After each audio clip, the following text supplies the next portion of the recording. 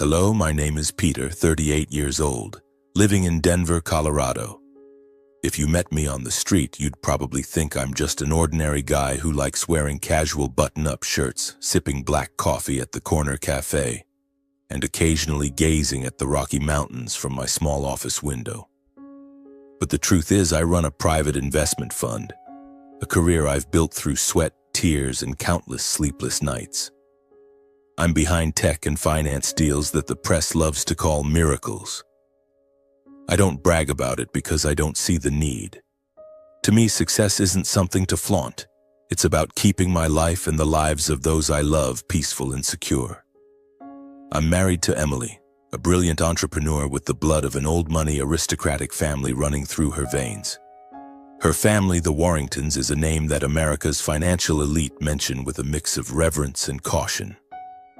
They have connections most people can only dream of, and throw lavish parties where every invitation is a statement of power. When I stepped into Emily's world, I knew I was entering a high-stakes game where every glance was scrutinizing, every word carefully weighed. But I love her, and for that I was willing to play. In my early entrepreneurial days, I was just a young guy with bold ideas and a big dream. Emily's family, especially her father, Henry Warrington, never let me forget that. To him, I was unworthy, a small-town nobody who got lucky marrying his daughter. A proper match was a phrase he often repeated like a mantra to remind me of my place. Emily's mother, Eleanor, was more subtle, but her polite smiles always carried a cold edge, as if I were a mismatched decoration in their opulent home. I still carry a memory from 5 years ago that left a deep scar. The first Thanksgiving after Emily and I got married. I was as excited as a kid. I spent the whole day in the kitchen carefully preparing a traditional dish from my family. Roasted sweet potato pie with honey and cinnamon. Something my mother used to make every holiday. I wanted to bring a piece of myself, a bit of warmth from my childhood to share with my new family. I imagined everyone would laugh, ask about the dish, and welcome me as one of their own. I was wrong. The dinner took place at the Warringtons' lavish mansion on the outskirts of Denver. The chandelier sparkled, the table was draped in white silk, and expensive red wine filled the air with an extravagance I'd never gotten used to. I stood there in my new suit trying to smile despite the creeping sense of alienation. When my sweet potato pie was brought out, Emily's mother looked at it with a forced smile. "Oh, Peter, you made this. It looks rustic, doesn't it?" she said, her voice light but sharp as a thin blade. A few chuckles echoed from other relatives. I tried to stay calm, thinking it was just a thoughtless joke. Then came Henry's turn. He sat at the head of the table, his silver hair gleaming, his eyes icy. In front of everyone, he raised his wine glass, looked straight at me, and said, "Peter, you're truly lucky to have married Emily. Certainly the luckiest break of your life." The room fell silent. I felt the blood rush to my face, not out of anger, but humiliation. No one spoke up for me. Emily bowed her head, clutching her napkin tightly, but said nothing. As for me, I stood up, offered a mechanical apology, and left the table. That night, I drove home alone. The cold wind blew through the window and I felt my heart constrict. It was the first time I realized that in my in-laws' world, kindness wasn't valued, it was seen as weakness. Only wealth, status, and power held worth. I never attended another Thanksgiving with the Warringtons. Emily understood and didn't push me. But I know deep down she still hopes that one day I'll find common ground with her family. As time passed, I kept working, quietly building my own empire. My investment fund grew, and I became the force behind several high-profile tech startups. I got to know people like James Bentley, a renowned finance mogul who respected me not just for my numbers, but for how I treated others. To him, I wasn't just a partner, but a friend. To the Warringtons, though, I remained Emily's husband. They knew nothing about my work, and I didn't bother explaining. If they didn't want to understand, I didn't feel the need to prove myself. Then this Christmas arrived and things started to shift. I got a call from Bentley on a cold morning. His voice was warm as usual, but today it carried a hint of excitement. "Peter, are you free tonight? I want you to come with me to a party. There are some people I'd like you to meet." He added that it was a major event with big names in business. He sent me a +1 invitation, emphasizing how much he wanted me there. I agreed without much thought. Bentley was someone I respected, and if he invited me, I didn't want to say no. But when I looked closely at the invitation, my heart skipped a beat. The venue was the Warringtons' mansion. What the hell? A grand Christmas party hosted at my father-in-law's estate, an event the entire Denver elite knew about. But I, the Warringtons' son-in-law, had no clue. I checked the guest list Bentley sent. As expected, my name wasn't on it. I called Emily, hoping for an explanation. "I didn't know anything, Peter," she said, her voice trembling. "Dad told me it was just a small gathering for close friends this year." I gave a bitter laugh, the humiliation from 5 years ago resurfacing. They hadn't just excluded me, they didn't even bother to tell me. To them, I was still a nobody, unworthy of standing among their esteemed guests. I was ready to decline Bentley's invitation, but he called again, his voice full of sincerity. "Peter, I need you there. There's a major investment opportunity, and I only trust you to discuss it." I sighed and nodded over the phone. "All right, I'll go." But deep down, I knew I was walking into a storm. The grand Christmas party was set to begin at 6 p.m.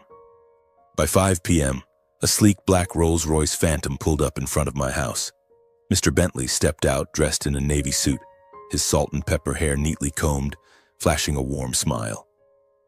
"You look good, Peter," he said, giving me a light pat on the shoulder as I climbed into the car. "Thanks for agreeing to come with me. Tonight's going to be interesting." I gave a faint smile, saying nothing, but in my mind the word interesting sounded like an ominous prophecy. The Warringtons' mansion came into view, bathed in brilliant golden light, like a small palace amidst the snow-covered Denver suburbs. Marble columns, towering glass windows, and rows of pine trees adorned with twinkling lights created a scene of breathtaking opulence. The driveway was packed with cars, Rolls-Royces, Mercedes-Benzes, each a symbol of power and wealth. I took a deep breath, the icy air filling my lungs as if to remind me that no matter how hard I tried, I didn't belong here. Bentley handed me a +1 invitation, a gold-embossed card with Guest of James Bentley printed in sharp, elegant text. "Keep it on you," he said with a wink. "You'll need it to get in." I nodded, slipping the card into my pocket, but it felt like I was holding a ticking time bomb. As we passed through the grand gates, a staff member in a black suit checked our invitations, his eyes lingering on me with mild curiosity before nodding us through. Inside, the vast main hall was awash in light and music. A live orchestra played Carol of the Bells, its melodic strains blending with the lively chatter of the guests. Men in impeccably tailored suits and women in shimmering evening gowns painted a vivid picture of Denver's elite. I recognized a few familiar faces from past business dealings, a tech company CEO, a prominent lawyer, and a couple of investors who had worked with my fund. But none of them knew I was the Warrington's son-in-law. To them, I was just Peter, the reserved man with sharp investment decisions. And I liked it that way.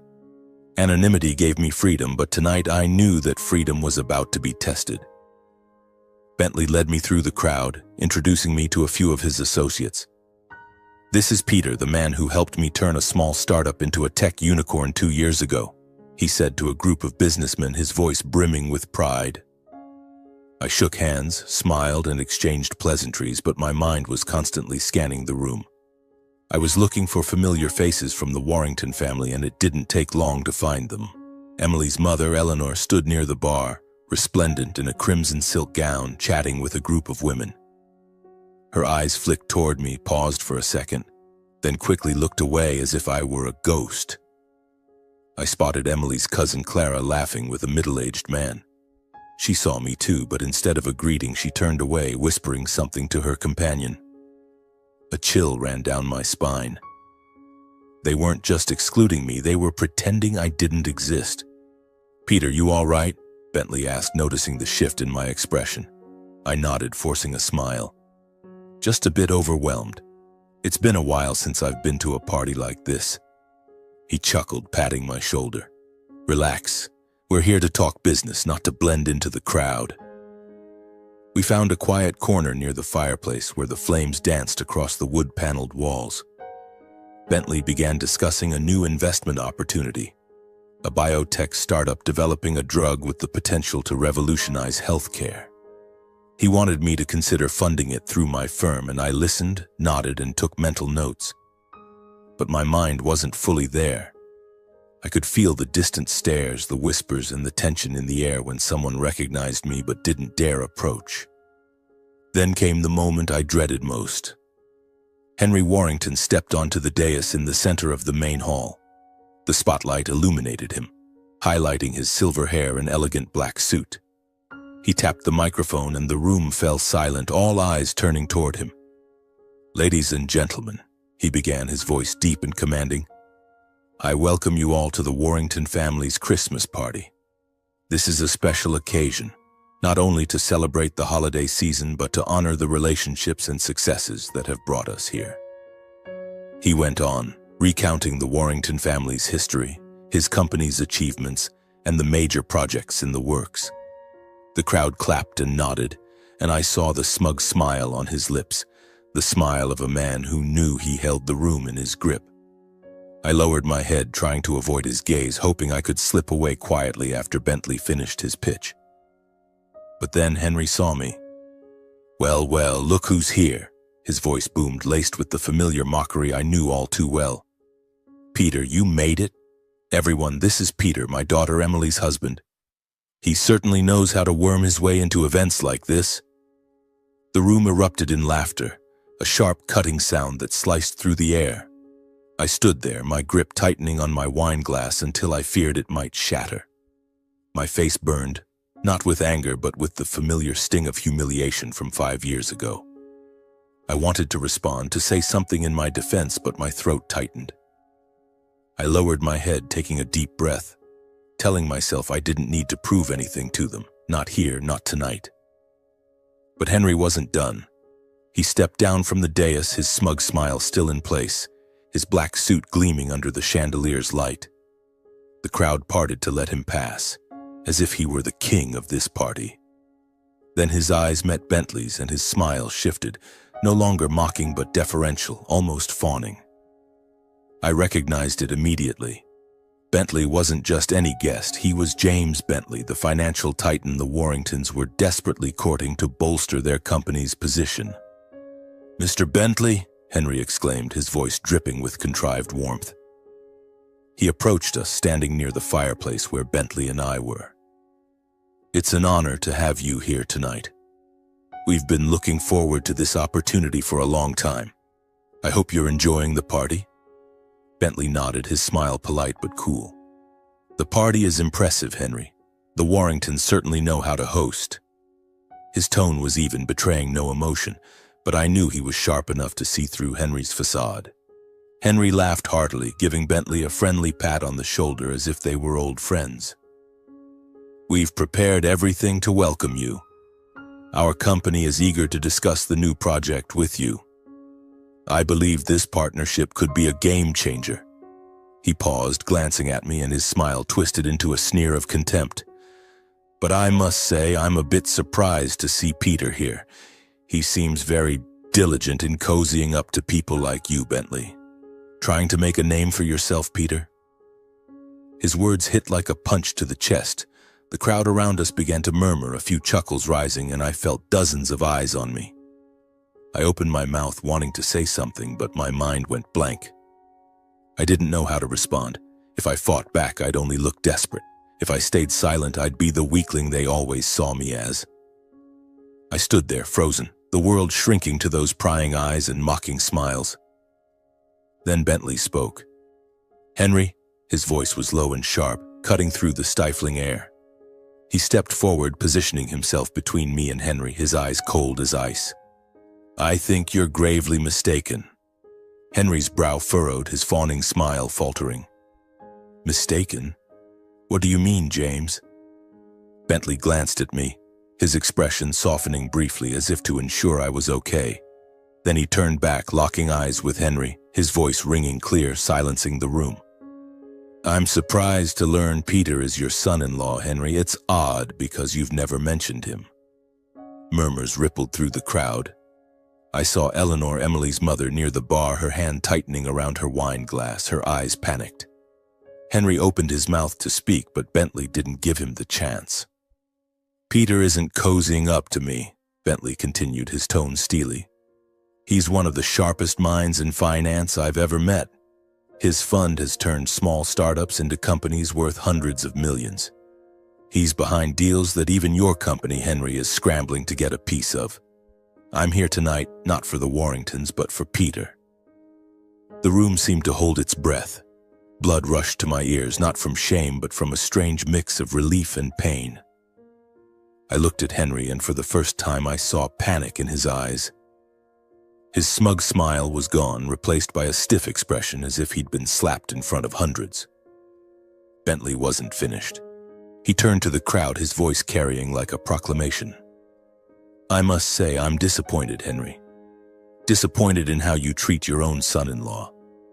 I was prepared to discuss a major deal with your company, but after tonight, I think I need to reconsider. Henry tried to regain his composure. James, I think there's been a misunderstanding, he stammered, his usual confidence gone. Peter is my son-in-law, and of course we value him greatly. Bentley cut him off. Value? He repeated, his voice dripping with sarcasm. If this is how you show value, I'm afraid your company isn't the right partner for me. I only work with people who respect others, Henry. And Peter, more than anyone here, deserves respect. He turned to me, placing a hand on my shoulder. Peter, I'm sorry for dragging you into this. You don't deserve it. His eyes met mine, and I saw a sincerity I rarely encountered in this world. Do you want to stay or leave? The choice is yours. I looked at him, then at Henry, who now looked like a statue stripped of its powerful veneer. I looked at the crowd, their once mocking faces now silent, waiting for my response. And I looked toward the door where the soft glow of lights mingled with the darkness of the winter night. I think I should go, I said, my voice low but firm. Thank you, Bentley, for everything. Bentley nodded, and we walked out of the main hall, leaving Henry standing alone under the glittering chandelier. Snow fell gently outside, dusting the marble steps. The cold seeped through my suit, but in my heart a small flame burned. Not of vindication, but of liberation. For the first time in years, I felt I no longer needed to prove anything. The snow fell heavier as Mr. James Bentley and I stepped out of the Warringtons' mansion. The dazzling glow from the ornate windows behind us faded, obscured by a curtain of white snow. Bentley's car arrived to pick us up a few minutes later, and the driver hurriedly opened the door. I slid into the back seat, feeling as though I'd just walked off a battlefield. Bentley settled beside me, signaling the driver to go. The car was quiet, filled only with the soft hum of the engine and the sound of tires rolling over the snow-covered road. I stared out the window, watching snowflakes glimmer under the streetlights, trying to sort through the chaos of emotions swirling in my mind. The relief of having the truth laid bare mixed with an emptiness. I had waited for this moment, but it didn't bring the joy I'd once imagined. Bentley sat silently beside me, as if giving me space to breathe. Peter, he finally spoke, his voice low and warm. I'm truly sorry about tonight. I didn't expect things to go that far. I turned to look at him, forcing a smile. It's not your fault, Bentley. I know you were just trying to help. I paused, taking a deep breath. And I'm grateful for what you said back there. Bentley frowned, his eyes sharp but empathetic. You don't need to thank me. Everything I said was true. You're a brilliant man, Peter, and I'm not just talking about numbers or deals. You have integrity, something not everyone in that room can claim. He leaned toward me, his tone growing more serious. But I have to ask you something. Why do you let them treat you like that? Why haven't you told them, your wife's family, about everything you've accomplished? His question stopped me cold. I looked down at my hands, fingers clasped tightly as if holding on to something I couldn't let slip away. I don't know, I admitted, my voice quieter than I intended. Maybe because I didn't want to prove anything to them. I just wanted to live my life, do my work, and keep Emily happy, but I paused, a lump forming in my throat. Maybe I was wrong. Maybe I've let them go too far. Bentley nodded as if he understood more than I'd said. You're not wrong for wanting to live humbly, Peter. But you can't let others trample on your worth forever. Not for your sake, but for the people you love. Emily, she needs to see you stand up, not just for her, but for yourself. I fell silent, letting his words sink into every corner of my mind. Bentley wasn't just a business partner, he was a friend, a mentor, and in this moment he felt like the father I never had. What do you think I should do now? I asked, unsure if I wanted to hear the answer. Bentley gave a small smile, his eyes glinting in the dim light of the car. You don't need me to tell you what to do, Peter. You already know the answer. But if I were to advise you, I'd say, show them who you are, not for revenge, but to remind them you deserve respect. I nodded, a warmth spreading through my chest. Thank you, Bentley. Really. He chuckled, patting my knee lightly. Don't thank me, just remember I'm here for you whenever you need me. He signaled the driver to stop in front of my house. Get some rest, Peter. Tomorrow's going to be a long day. I stepped out of the car, watching the Bentley disappear into the snow. Standing in front of my house, I felt as though I'd just weathered a storm, but for the first time I didn't feel like the loser. I opened the door, stepping into the familiar warmth of my home, but I knew something had changed, not just for me, but for the Warringtons too. In the days following the Christmas party, Denver became the epicenter of whispers among the financial elite.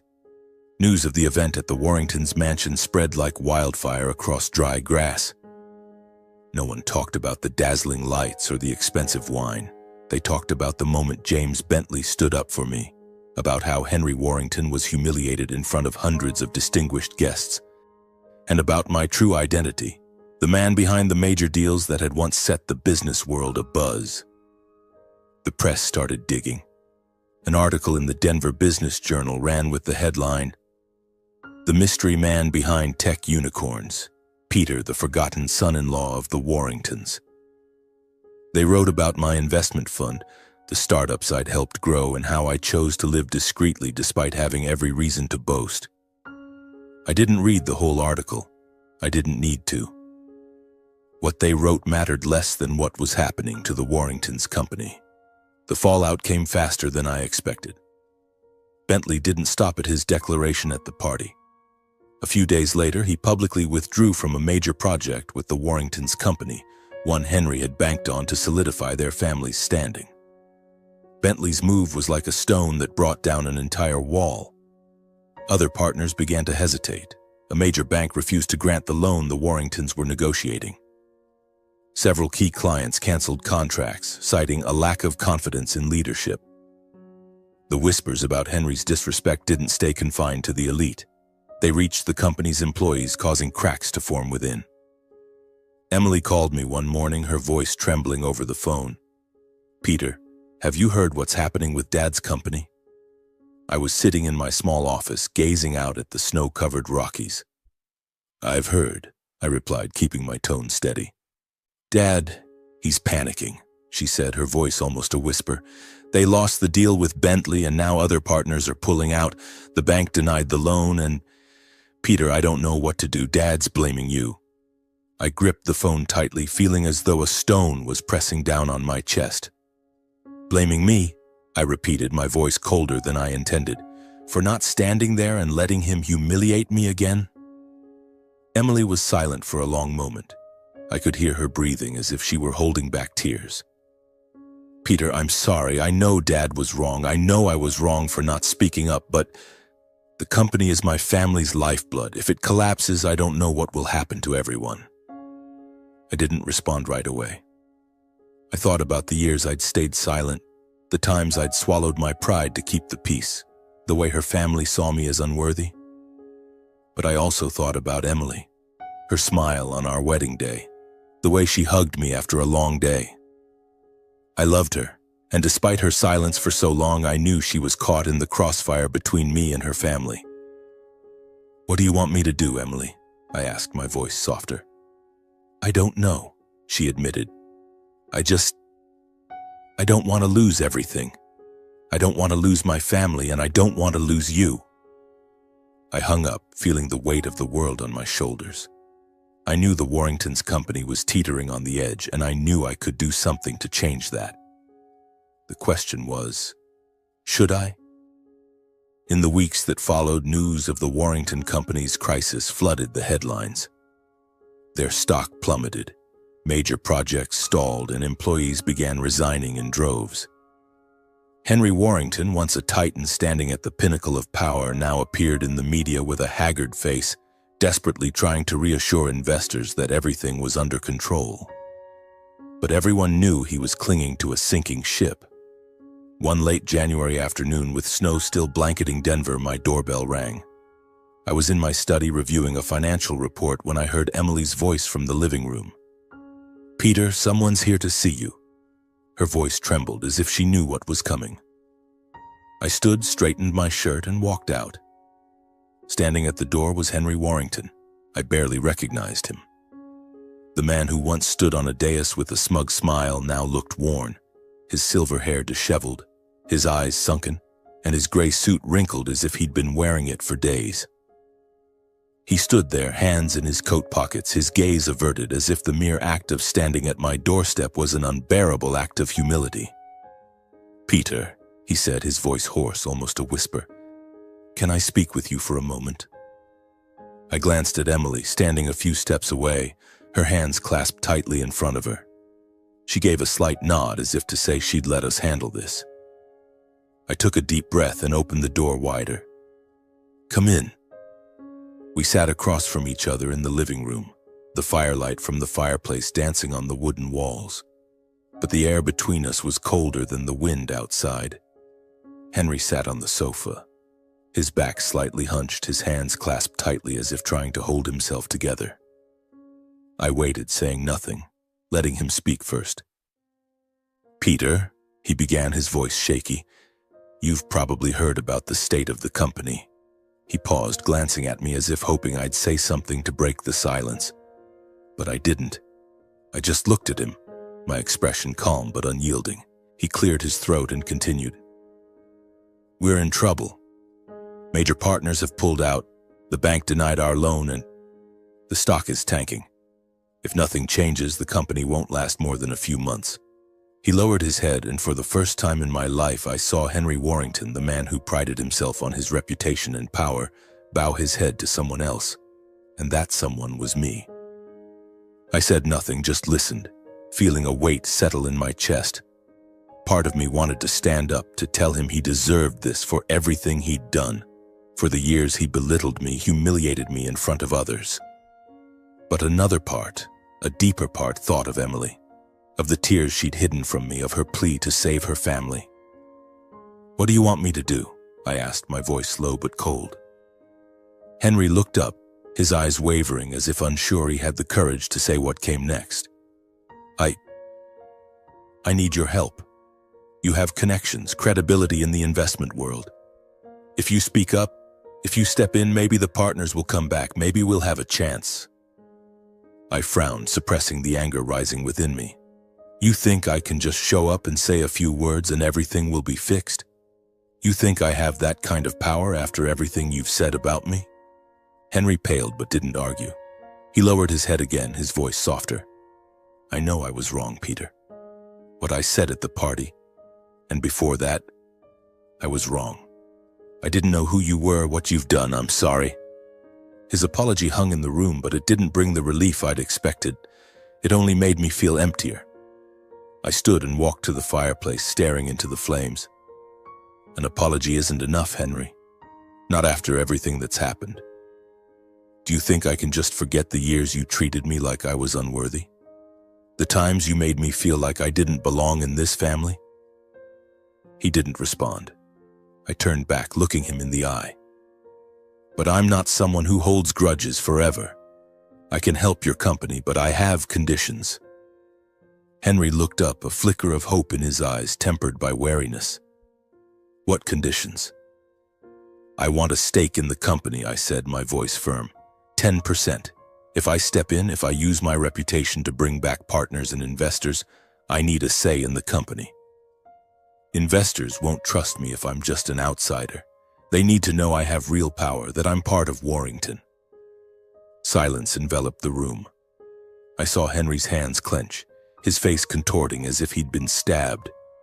The Warrington Company was the legacy of generations, and sharing a stake, especially with someone he'd once despised, was an unbearable act of submission. But he had no choice. I knew it, and so did he. 10%, he repeated, his voice barely a whisper. You know that's a big number, Peter. I know, I replied, but that's the price of the trust you want me to bring. If you don't agree, I can't help. And you know what will happen to your company without this help. Henry looked at me, his eyes flickering between anger, pain, and helplessness. Finally, he nodded slowly, each movement like a dagger to his pride. All right, he said, 10%. But you have to promise to do everything to save the company. I'm not promising for you, I said, my voice cold. I'm doing this for Emily. Henry said nothing more. He stood, adjusted his coat, and left my house without looking back.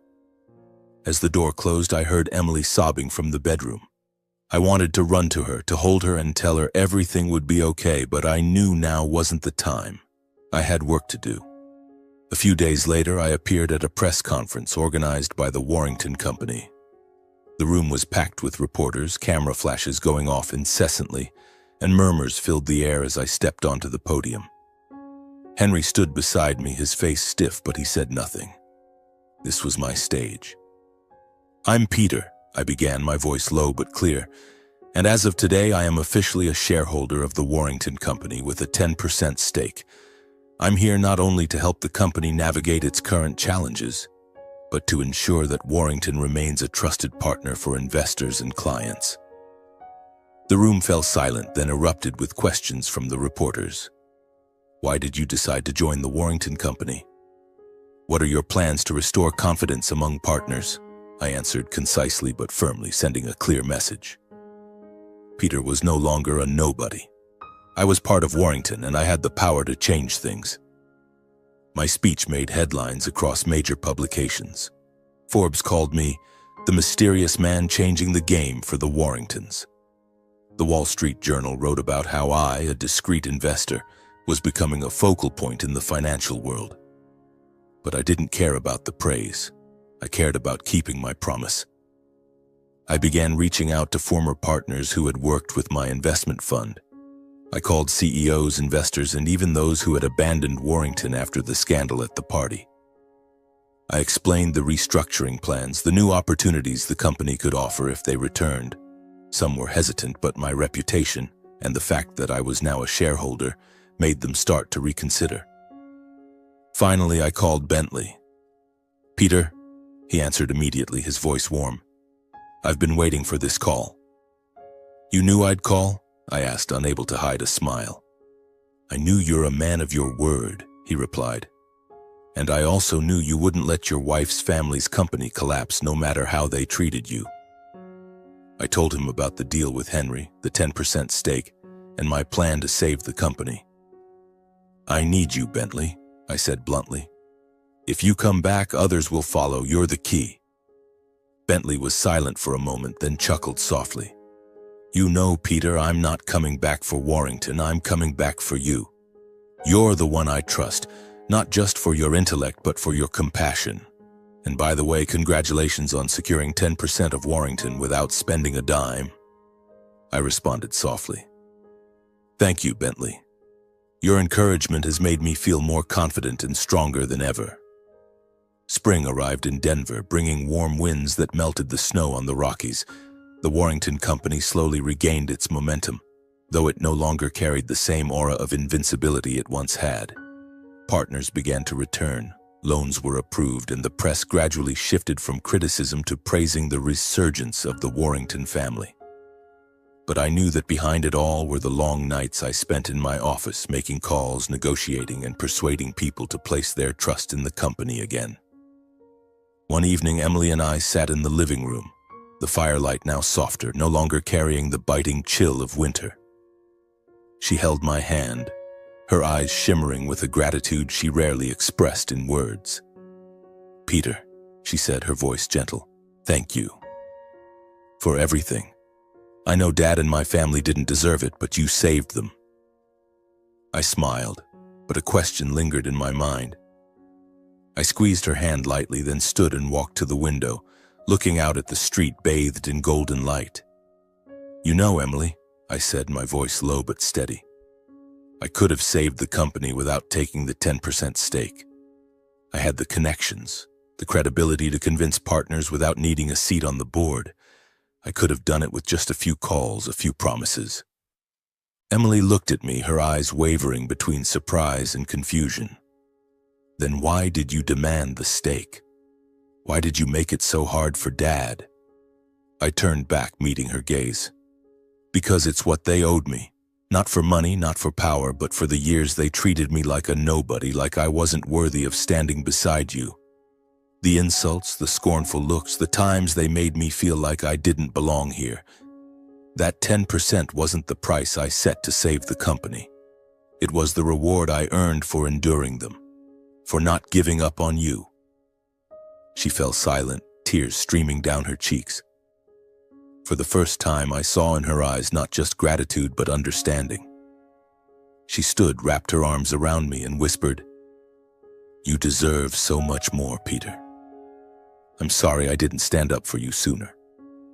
I held her, feeling the warmth of her body, and for the first time in years I felt a true sense of peace.